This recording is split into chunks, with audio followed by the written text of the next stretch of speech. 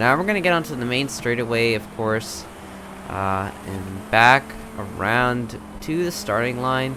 So once we cross here, people begin to go flat out as we are already going, and Imviper already trying to see if he can get a pass beyond Shockwave as he's trying to go around, trying to keep that nice and tight driving line. But Shockwave's going around a little wide, but still not too bad as they're going down full speed, 135 miles per hour, down the straightaway and onto corner. He's going to be reaching turn number 5. As you'll see in your lower left, we're going to be going on the little loop. This is a really tight chicane. If you just can't get around this, you're going to have a hard time recovering. Of course, nice, very tight turn as Rgoer in the Ford GT40, trying to get nice and tight around as well. Imviper, right? He's going fast. He's trying to see if he can get a nice opening, but it's going to be tough for him to do so, as this is some really fair competition. I mean, we're looking at the qualifying times of these guys, and you look at someone like him in Viper in 2016 Dodge Viper, right? He got a qualifying time of 1 minute 21, so he's in.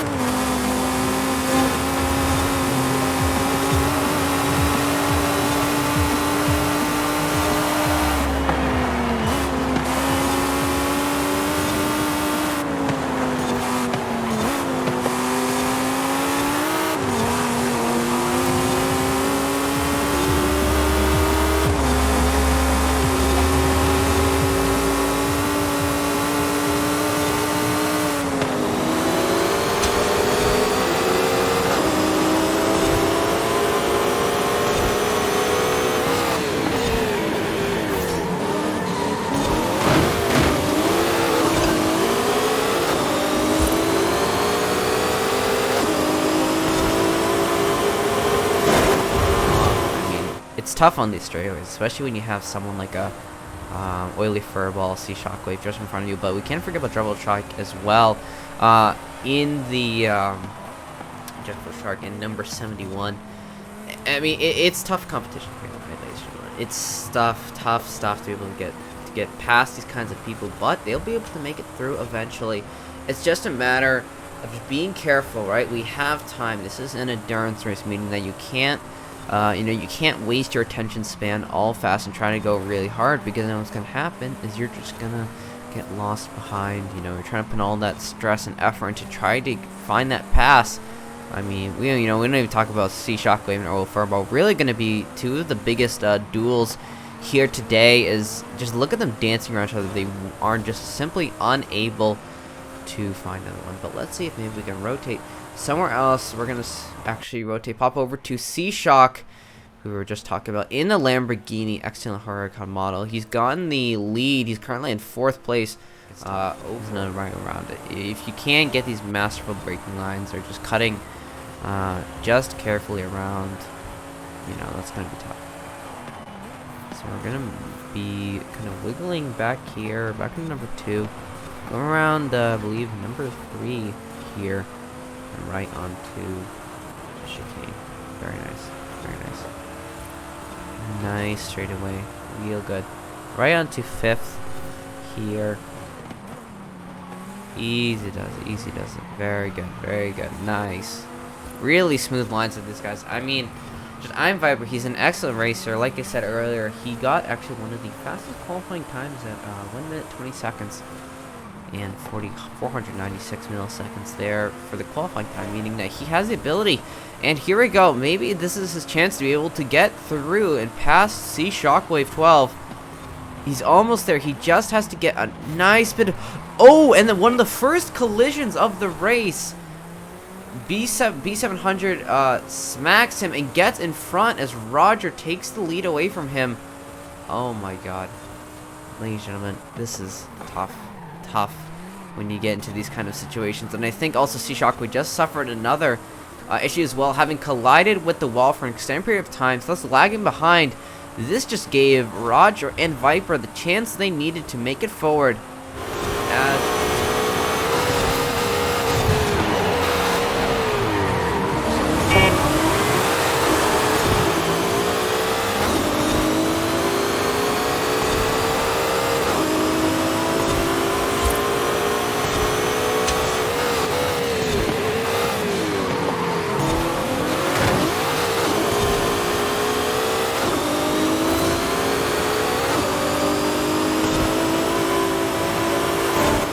As they're going to try to get back onto the finish line for their 8th lap around the course. We've still got a ways to go. As Rgoer gets passed by Imviper. I mean, I'm telling you, 1, 2, and 3 positions right now are they are being held tough by these guys, AGS, Koenig, and Cloric. But Imviper, Rgoer, and Unwitty RL are fighting for the bottom 3 of the top 6.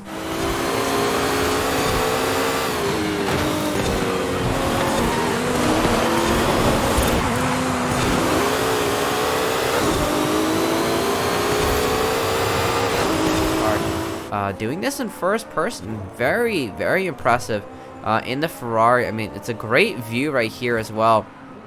Even for myself, I play this game too, and sometimes, I feel like I can just drive the car faster when I'm going in first person, because, you get that kind of first person view, you can tell where things are. But he is right on Taquito's tail. He was so, oh, look, he's so close. A little bit of a bump, but he's so close to getting a really smooth overtake, bumping a little bit again, just a gentle tap.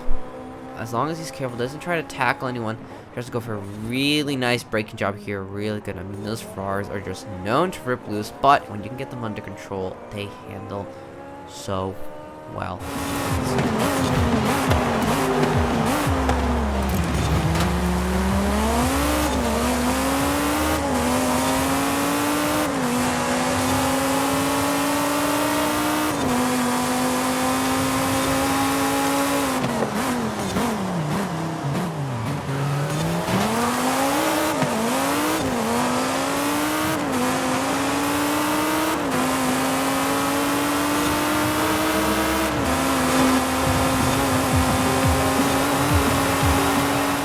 Can in these kind of endurance races really makes the job easier, especially when you know that you can go flat out, especially on a more technical course like this where going flat out is much rarer. It's still a tough thing to do, but it looks like he might be getting passed on the inside as see Shockwave right behind him, who, if you remember earlier, got hit pretty hard. Let's see if maybe we can see him to pass. He's on the inside. It's a beautiful Lamborghini versus Scuderia Ferrari. Oh, but he isn't able to fully finish the pass, but trying to go another one again. He's so close. Almost there, almost there. There he goes, and he secures the lead on 8th place over DreadfulShark in the Lamborghini. But can he hold up? Oh, a little bit of that ABS kicking in, no problem. A little bit of an oversteer, and now the place is switched. Momentarily, though, only. As the Ferrari with DreadfulShark in it was right behind. Much easier. Now he's going in for the checkpoint, and he's currently on lap number 12. We're happy to have you here, and if you ever want to participate in these races, for example, join our Discord. It's pretty good over here. And we're always looking for a second caster. If you're ever curious about that, let us know. And yeah, and also things keep in mind as well is that these are going to be multiple heats, right? I don't know if you're aware, but we do have multiple heats, which are essentially multiples of these. So, while we don't have like a safety car in course, for example, that does allow us to be able to run multiple races at once through the Discord and do that for different regions. So, for example, this is North America right now, which I'm sure explains a lot of the American cars, but we also do have a, we have a heat 2 for North America, and we have another heat for EU. Oh, almost there. Oh, Imviper almost got the lead on him. But yeah, as I was saying, there's another heat as well. So if you're interested in racing, you're not sure about your region being available, let us know. And you can participate in really exciting races like these, where you get people who are willing to paint your car for, and just kind of be able to, really embrace sort of that side of sim racing, which really isn't seen too much in Forza, but this is kind of interesting as we see here. Oh, or Roger now finally a bigger development, nearly losing the lead. It looks like the one in front as well. Chloric Rhyme having almost been slowed down, slightly knocked. It looks like the race is starting to tighten up. We can actually see the 3 racers beyond Imviper actually slowing down slightly. It seems that they're beginning to start to lap other racers. This is where it's going to get a bit tough, as it's going to add another level of excitement, as technically, oh, a little bit of a bump there. Oh, another bump there. Another bump against this is really tight, and he somehow manages to pass Roger for the first time in a few minutes. Tough spectacle there, as the others, that's the thing too, is that these guys that are being to lap, that adds a whole nother kind of level of toughness, right? Because what happens now is that they actually have to worry about hitting other cars while still trying to wrap. And here we go, Roger going for the inside and knocking into the wall. Imviper losing the lead. Who's behind him? Looks like Purple is behind him. As Imviper is now struggling once more to gain the lead back. Roger, I'm telling you folks, ladies and gentlemen, this is going to be one of the hottest rivalries in Forza 1 Hour Racing that we will see in this competition for races 2.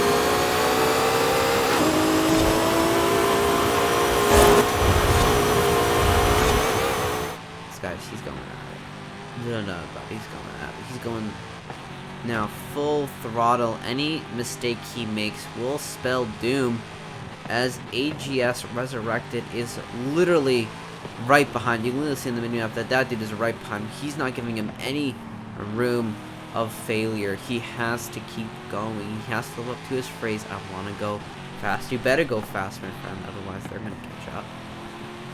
So let's see, you can literally see him right there as he flip back behind, and we have a time of 1 hour, 1 minute and 5 seconds.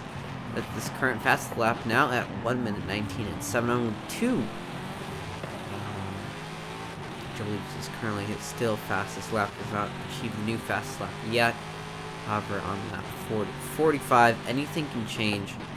Let's try to get the best braking line. Oh my god, literally right next to him. AGS is right behind him. There is no doubt that AGS is going to give this man a fight to the finish. But if he can make it past the 46th lap, he's going to have a chance at victory. At 5th, slowing down, giving himself enough space between himself and AGS. Just a little bit more time. This is the final lap. He has to make it here. If he doesn't, AGS is going to have the opportune moment to steal the victory after nearly an hour and 2 minutes of racing. That will be so unfortunate for AGS, but knowing him, Koenig will not allow it. He simply will not. He's pushing in. He's pushing hard and fast as much as he can on the throttle the whole time. No stops, all the revs, trying to get the smoothest brake line possible.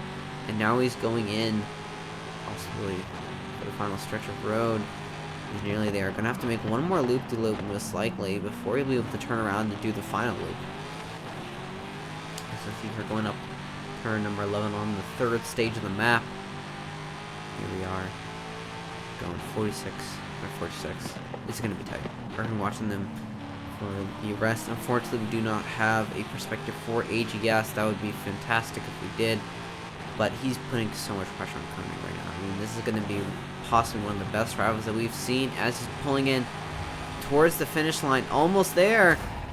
And he makes it. Taking the first place of the HMC 2.0.